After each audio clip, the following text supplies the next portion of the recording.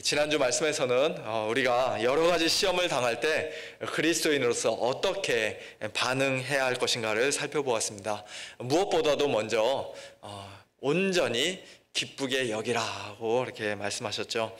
왜냐하면 시험은 곧 우리 믿음의 시련인데, 다른 말로 하면 우리 믿음이 과연 참된 믿음인가 테스트하고 연단하기 위해서 주어지는 것인데, 그 참된 믿음을 가지고 있는 사람은 시험을 통해서 무엇보다도 인내를 얻게 될 것이기 때문입니다. 그 인내를 생각하면서, 하나님께서 우리에게 주실 그 인내를 소망하면서 우리가 온전히 기쁘게 여겨야 한다고 말씀드렸습니다. 그리고 인내를 온전히 이룬 사람은 곧 온전한 사람이고 성숙한 성도이며 조금도 부족함이 없는 그리스도인이라고 이렇게 야고보는 말씀합니다. 자, 이런 여러 가지 시험을 당할 때 무엇보다도 필요한 것이 뭐라고 그랬죠? 지혜이다. 지혜라고 이렇게 말씀드렸습니다.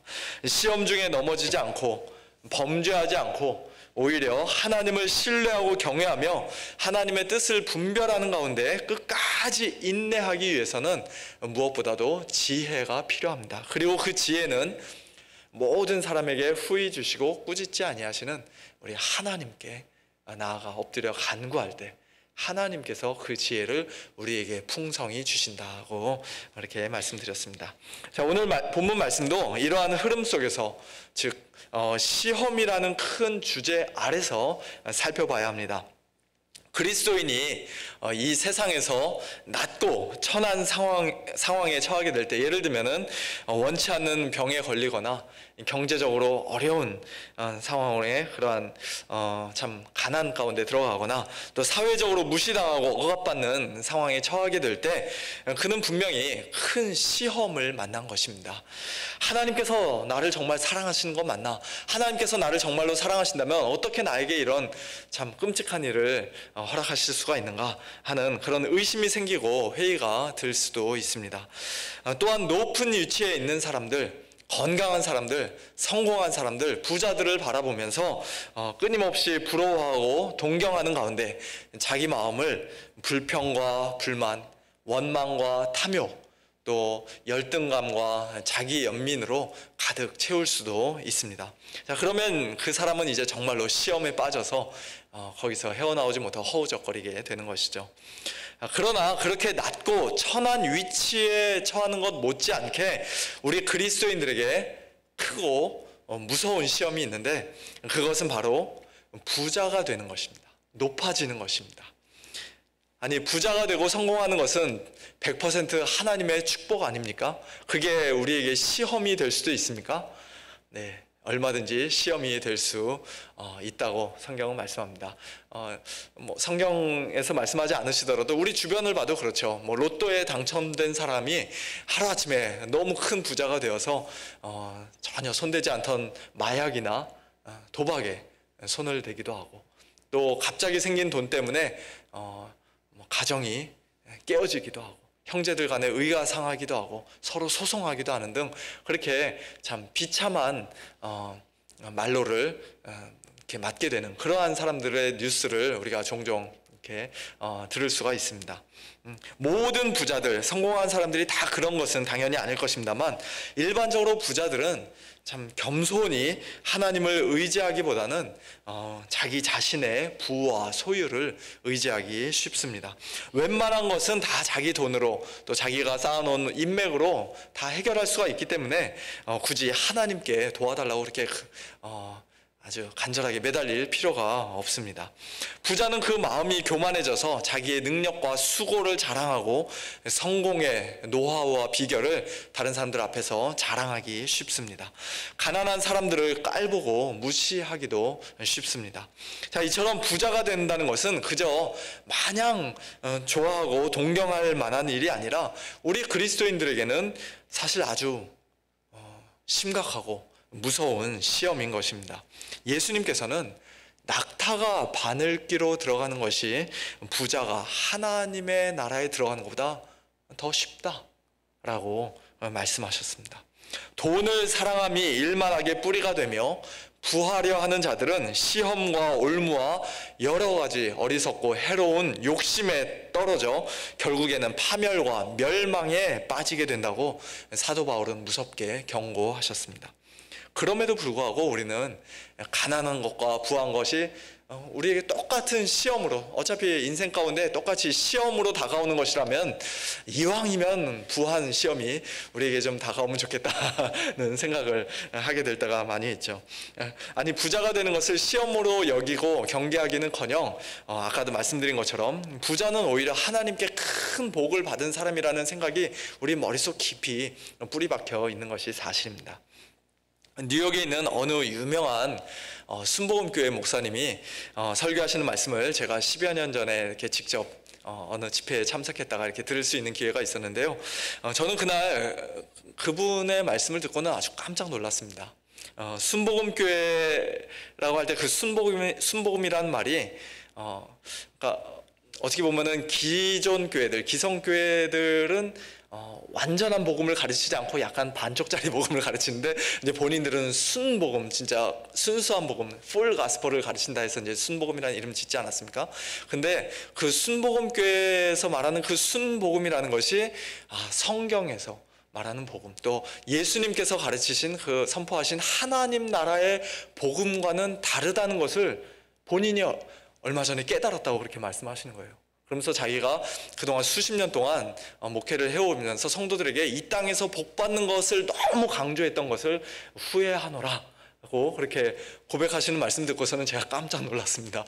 이름만 되면은 참 누구라도 알 수 있을 정도로 굉장히 대형 교회의 유명한 목사님이셨고, 여의도 순복음교회 조용기 목사님의 후임으로까지 거론되셨던 그런 분이 저렇게 솔직하게 말씀하시는 걸 보면서 정말 충격을 받은 그런 적이 있었는데요. 그러나 정말 그분 말씀이 맞는 것이죠. 이 땅에서 잘 사는 것이 하나님께서 우리에게 주시는 진정한 복이 아닙니다. 우리는 가난한 것 못지않게 부한 것도 시험으로 볼 줄 아는 지혜가 있어야 합니다. 이 땅의 것들에 우리의 마음을 빼앗기지 않도록 순간순간 눈을 들어 천국을 바라봐야 합니다. 사실 이 세상에서 가난하고 또 부하다는 것은 많은 경우에 상대적인 것 같아요. 물론 전 세계적으로 볼 때는 당장 굶어 죽을 위기에 처해 있는 그렇게 절대적으로 가난한 사람들, 고통 가운데 있는 사람들도 상당히 많이 있는 것이 사실입니다만, 그러나 적어도 오늘 저와 여러분들 중에는 그렇게까지 참 당장 먹을 끼니가 없어서 걱정할 정도로 그렇게 절대적으로 가난하신 분도 없는 것 같고, 또 TV에 나올 만큼 그렇게 큰 부자도 우리 가운데는 없는 것 같습니다. 저희가 미주리에 살다가 이제 캘리포니아로 이사 왔을 때요, 저희 아이들이 한동안 다시 미주리로 돌아가자는 이야기를 참 많이 했어요. 왜냐하면은 미주리는 아시겠지만은 집값이 굉장히 싸서 아주 적은 렌트비를 가지고도 상대적으로 상당히 큰 집에서 살 수가 있고, 저희 뒷마당에서는 아이들하고 이렇게 축구하면서 뛰놀 수 있을 정도로 이렇게 넉넉한 집에서 살았었는데, 캘리포니아로 이사 오니까 집을 반으로 줄여야 되고 사이즈를, 그리고 더 상대적으로 가난하게 느껴지는 아이들 입장에서는 그렇게 이제 느껴지니까 왜 우리 여기 이사 왔냐고 다시 미주리로 돌아가자고 아이들이 한참 동안 그렇게 졸랐던 적이 있었습니다. 실제로는 미주리에 살 때보다 이 캘리포니아로 와서 제가 사례비는 더 많이 받고 살았었거든요. 근데 이제 아이들이 느끼기에는 훨씬 더 가난해진 것 같았던 것이죠. 이처럼 우리가 대부분 상대적으로 가난과 부를 느끼기 때문에 이 세상의 지혜도 그렇게 상대적인 기준을 가지고 이제 조언을 해주게 됩니다. 그래서 어떤 사람이 자기의 낮고 천하고 가난한 형편을 비관하고 있다면 이 세상의 지혜를 가지고는 이렇게 말해줄 것입니다. 당신보다 훨씬 못한 사람들을 한번 생각해 보십시오. 지금 저 아프리카 땅에서는 굶어 죽고 있는데, 먹을 것이 없어서 굶어 죽고 있는데, 당신 지금 이렇게 먹을 것 있고 잠잘 곳 있고 얼마나 행복합니까? 배부른 소리 하지 마시고 감사하면서 사십시오. 이렇게 조언해 줄 수 있겠죠. 아파트 단칸방에서 온 가족이 다 함께 불편하게 사는 사람들도 있는데, 당신은 그래도 방이 몇 개 있는 번듯한 집에서 살고 있으니 얼마나 행복합니까? 감사할 줄 아십시오. 이제 이렇게 상당히 나름대로 이제 지혜로운 조언을 해줄 수가 있을 것입니다. 그러나 아프리카에서 실제로 굶어 죽어가고 있는 사람들은 자기보다 더 못 사는 누구를 바라보면서 위로를 받아야 되는 것입니까? 아파트 단칸방에서 사는 사람들은 그렇다면 이제 집 없는 홈리스를 바라보면서 위로를 받아야 되나요? 그러면 홈리스는 또 누구를 바라보면서 위로를 받아야죠? 자기보다 더 못 사는 북한에 있는 자유도 없는 그런 사람들을 바라보면서 내가 그 사람들보단 그래도 좀 낫지, 그래야 되나요? 그럼 북한에 사는 사람들은 또 누구를 보면서 위로를 받죠? 이처럼 세상의 지혜는 한계를 가지고 있습니다. 어떠한 상황과 환경 가운데서도 흔들리지 않는 절대적인 위로를 우리에게 줄 수 없고, 우리로 하여금 시험을 이기도록 또 온전히 기쁘게 여기도록 도와줄 수도 없습니다. 그것이 세상적인 지혜의 한계인 것이죠. 그에 비해서 하나님의 지혜는 우리에게 뭐라고 말씀합니까? 실제로 극심한 가난과 고난과 핍박을 경험하고 또 신분적으로는 낮고 천한 종들이 많이 있었던 당시 1세기의 그리스도인들에게 야고보는 9절에서 이렇게 말씀합니다. 낮은 형제는 자기의 높음을 자랑하라. 낮은 형제는 자기의 높음을 자랑하라. 주위 사람들과 비교하면서 그래도 내가 당신보다는 좀 낫네요 라는, 그렇게 상대적인 위로에 만족하라고 말씀하지 않고 그리스도 안에서 새롭게 얻은 절대적이고 고귀한 신분을 늘 기억하고 즐거워하며 그것을 자랑하라고 말씀합니다. 비록 내가 지금은 이런 어려운 시험을 당해 하루하루 힘겹게 살아가고 있지만, 그러나 만왕의 왕이신 하나님께서 나의 아버지시다. 나는 하나님의 존귀한 자녀다. 나는 하나님의 거룩한 백성이며 왕 같은 제사장이다. 라는 자부심과 긍지를 가지고 살라는 말씀입니다. 우리가 잘 아는 왕자와 거지 동화를 보면 어릴 때 다 읽어보셨죠? 그 왕자가 바깥 세계가 너무 궁금해서 자기와 똑 닮은 거지와 옷을 바꿔 입고는 자기가 나가서 이제 거지처럼 바깥 세상 구경하지 않습니까? 그때 막 이제 옷도 허름하고 돈도 없고 이러고 돌아다니니까 사람들한테 온갖 수모와 멸시를 받고 냉대를 받지만, 그러나 왕자는 그것 때문에 기가 죽거나 슬퍼하지 않습니다. 남들이 자기를 알아주지 않아도, 또 지금 겉으로는 내가 이렇게 초라한 옷을 입고 있어도 본인은 분명히 왕자라는 것을 너무나 잘 알고 있기 때문이죠. 우리가 그리스도 안에서 얼마나 높아진 자들입니까? 낮은 형제는 자기의 높음을 자랑하라고 그랬는데 우리가 얼마나 높아진 자들입니까? 에베소서 2장 말씀을 보니까요, 허물과 죄로 죽었던 우리를 하나님께서 은혜로 구원해 주시고 그리스도와 함께 다시 살리셨을 뿐만 아니라 또 함께 일으키사 우리를 예수 안에서 함께 하늘에 앉히셨다라고 말씀하고 있어요. 앞으로 장차 우리를 앉히실 것이라고 말씀하지 않으시고 이미 그리스도와 함께 우리를 하늘에 앉히셨다. 놀라운 말씀이죠. 어떤 면에서 우리는 이미 하늘에까지 높아진 자들이라는 것입니다. 우리는 영광스러운 천국의 시민권자들입니다. 그리스도와 함께 영원토록 왕 노릇할 자들입니다. 온 우주 만물을 창조하신 하나님께서 우리의 하늘 아버지이십니다. 모든 것이 아버지 것이기에 또한 모든 것이 우리의 것이 될 것입니다.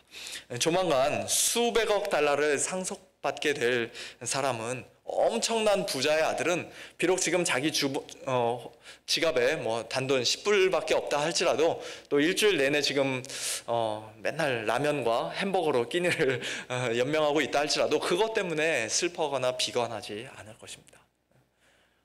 이제 조만간 어마어마한 돈이 자기의 것이 될 것을 알기 때문이죠. 이처럼 천국을 향해 그 눈과 마음을 확고하게 고정한 지혜로운 그리스도인들은 이 세상에서 낮아지는 시험, 특별히 가난과 궁핍과 핍박과 또 연약함의 시험에서 끝까지 인내하며 믿음으로 승리할 수가 있습니다. 아멘이죠? 예, 그렇게 승리하시기를 바랍니다. 부한 자들도 마찬가지입니다. 부자들은 가만히 내버려둬도 그 마음이 저절로 높아지기 쉽기 때문에 시험에 빠지지 않기 위해서는 마음을 겸손하게 낮추는 지혜가 특별히 필요합니다. 그래서 10절에서 야고보는 이렇게 말씀합니다. 부한 자는 자기의 낮아짐을 자랑하라. 아까는 낮은 자는 높아짐을 자랑하라 그랬는데, 이번엔 반대로 부한 자는 자기의 낮아짐을 자랑하라. 자기보다 훨씬 더 잘 사는 사람들, 빌 게이츠 같은 그런 엄청난 부자들을 생각하면서 내가 그래도 저런 사람들에 비하면 나는 아직 참 부자라고 할 수 없지, 이런 상대적인 낮아짐을 말하는 것이 아니라 하나님의 영원하심 앞에서, 하나님의 크신 능력과 지혜 앞에서, 예수 그리스도의 십자가의 은혜 앞에서 자신을 절대적으로 낮추라는 말입니다. 우리 소위 말하는 도토리 키재기 있잖아요. 하나님 보시기에는 모두가 다 우리끼리야 뭐 서로 비교하면 내가 당신보다 낫습니다, 당신보다 잘 삽니다, 이렇게 비교할 수 있지만 하나님 앞에서는, 예수 그리스도의 십자가 앞에서는 우리가 다 똑같다는 것이죠. 부한 자는 자기의 낮아짐을 자랑할지니 이는 그가 풀의 꽃과 같이 지나감이라. 해가 돋고 뜨거운 바람이 불어 풀을 말리면 꽃이 떨어져 그 모양의 아름다움이 없어지나니 부한 자도 그 행하는 일에 이와 같이 쇠잔하리라고 오늘 야고보는 말씀합니다. 우리 인생이 얼마나 더덥고 연약한지 성경적으로 바르게 아는 것이 곧 참된 지혜입니다. 120살까지 살았던 모세는 시편 90편에서 이렇게 기도했습니다. 우리의 연수가 70이요 강건하면 80이라도. 본인은 120세까지 살았는데 한 80세 정도로 이렇게 제안을 하고 있어요. 그 연수의 자랑은 수고와 슬픔뿐이요 신속히 가니 우리가 날아가나이다. 누가 주의 노여움의 능력을 알며 누가 주의 진노의 두려움을 알리까? 우리에게 우리 날 계수함을 가르치사 지혜로운 마음을 얻게 하소서. 천년이 하루와도 같은 영원하신 하나님 앞에서는 우리 인생의 모든 날이 70, 80을 살았든 120세를 살았든 심지어는 900 몇 세를 살았든 우리 구약시대 초창기 족장들처럼 하나님 앞에서는 그저 한순간에 불과한 것이죠. 모든 것을 창조하신 하나님의 전능하신 능력 앞에서는 내가 이 세상에서 남들보다 좀 더 능력이 있어서 이 재물을 좀 더 많이 모았노라고 그렇게 자랑할 수가 없습니다. 또한 거룩하신 하나님 앞에 설 때 우리는 모두 다 진노를 받아야 마땅했던 자들이고 예수 그리스도의 십자가 보혈의 은혜가 절대적으로 필요한 죄인임을 알게 됩니다.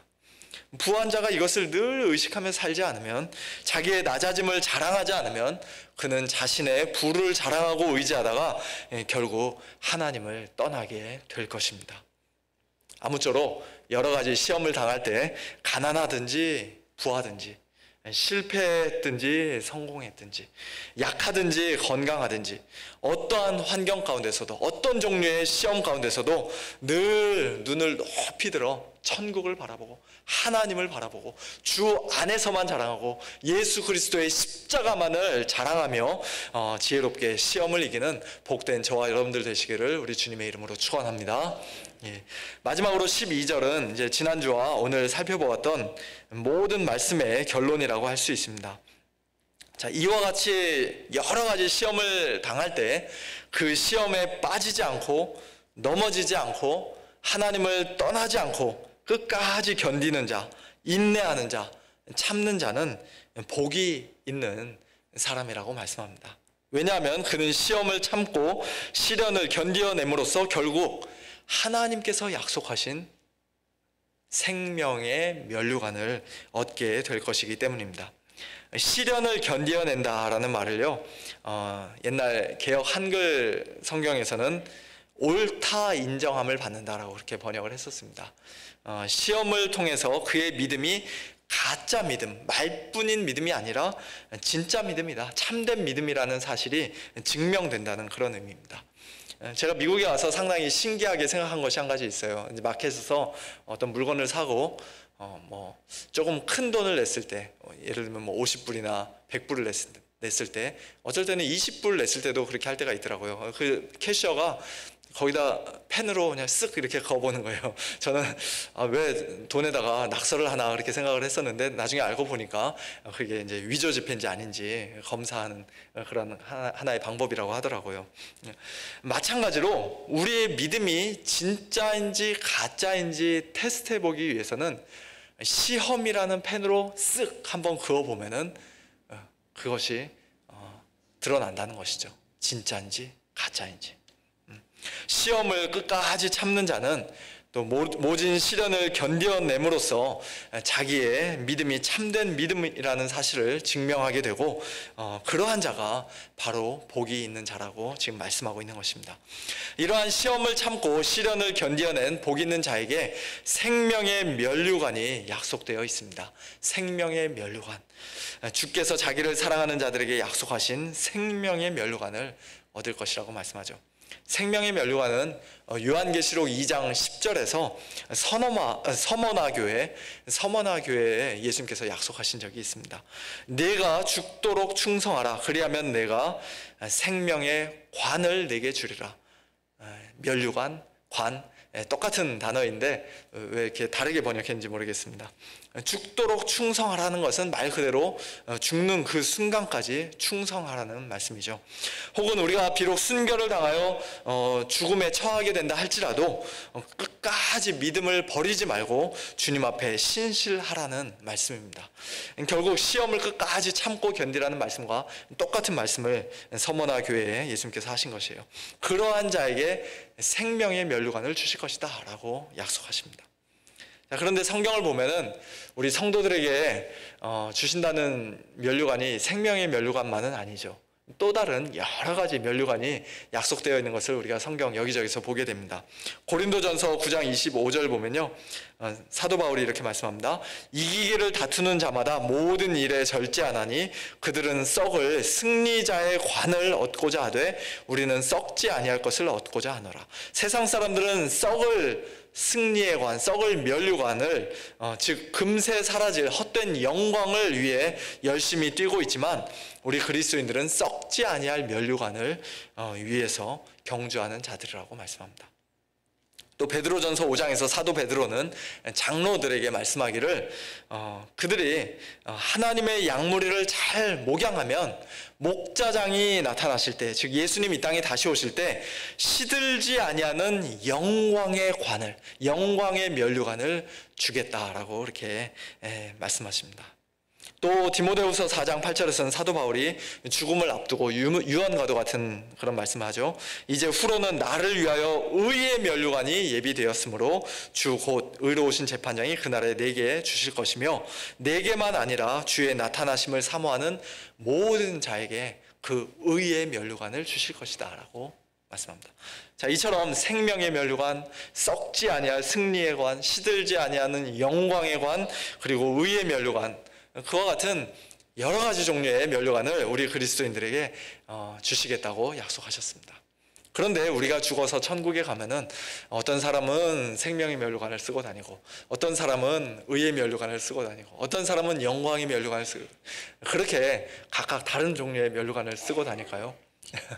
예, 제가 어릴 때 그런 부흥사 목사님 말씀을 들은 적이 있는데요, 아마 다들 들어보셨을 것입니다. 누군가 죽어가지고 천국에 가서 보니까 어떤 사람은 이렇게 막 황금 면류관을 쓰고 다니고 어떤 사람은 개털 모자를 쓰고 다니더라. 그래서 개털 모자 쓰고 다니지 않도록, 그런 부끄러운 일 당하지 않도록 살아있을 때 신앙생활 똑바로 하라는 그런 설교를 저도 직접 들은 적이 있는데요.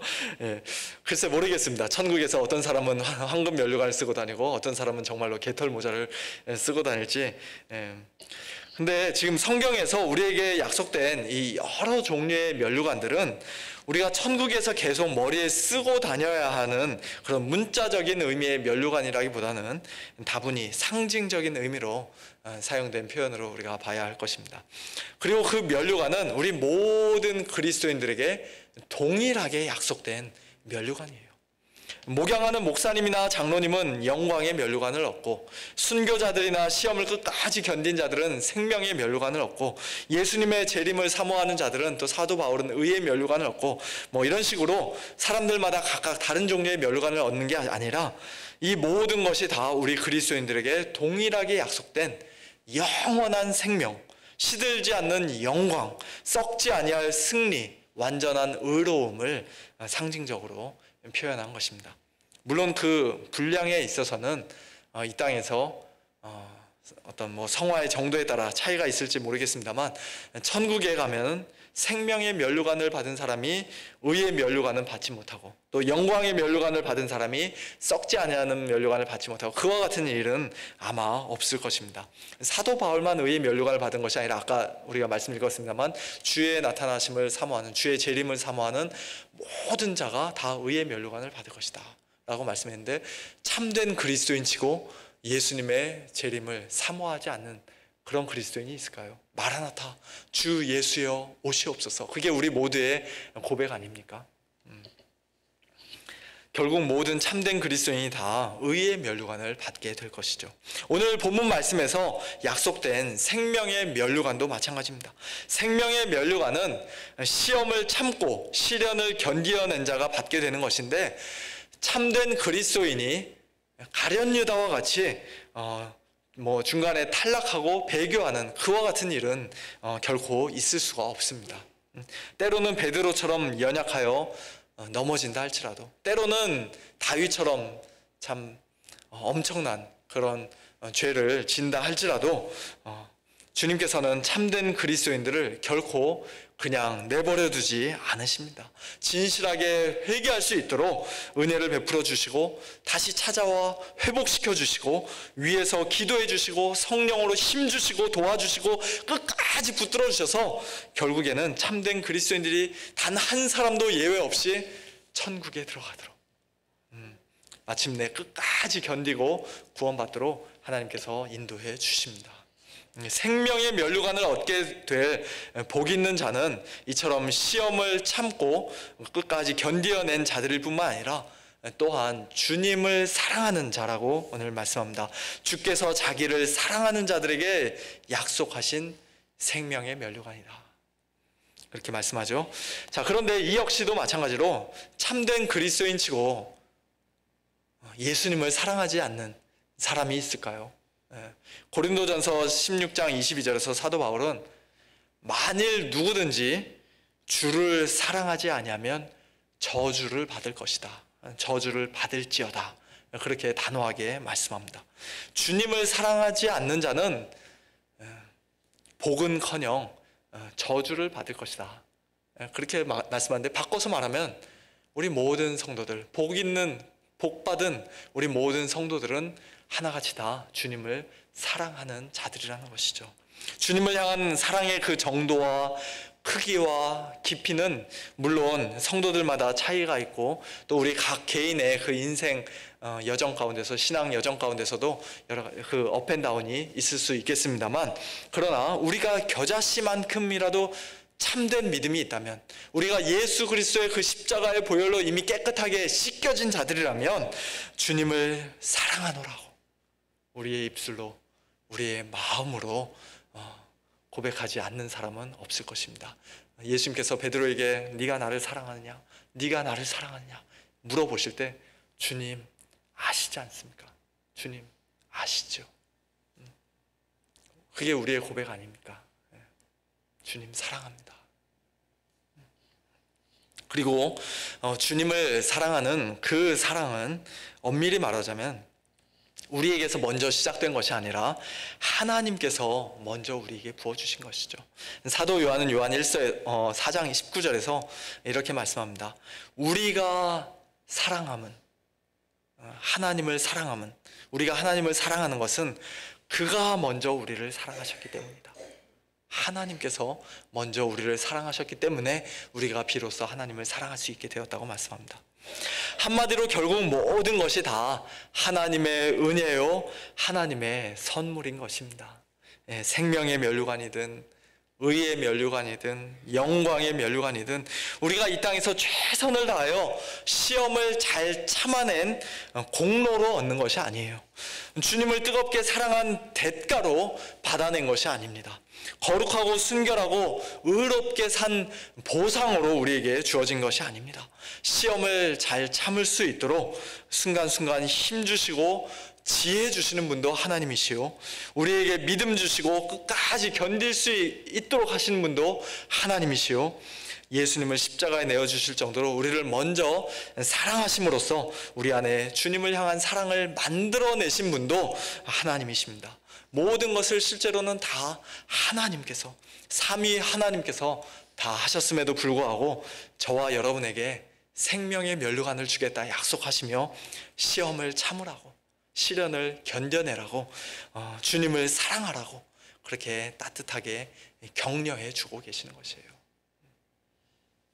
이 크신 주님의 사랑과 은혜에 깊이 감사하고 감격하면서 참된 믿음으로, 그리고 주님께 대한 진실한 사랑으로, 그리고 생명의 면류관을 소망하는 마음으로 우리 인생 여정 가운데 만나게 될 여러 가지 크고 작은 시험들을 넉넉히 참고 끝까지 견디며 믿음으로 승리하는 복된 저와 여러분들 되시기를 우리 주님의 이름으로 축원합니다.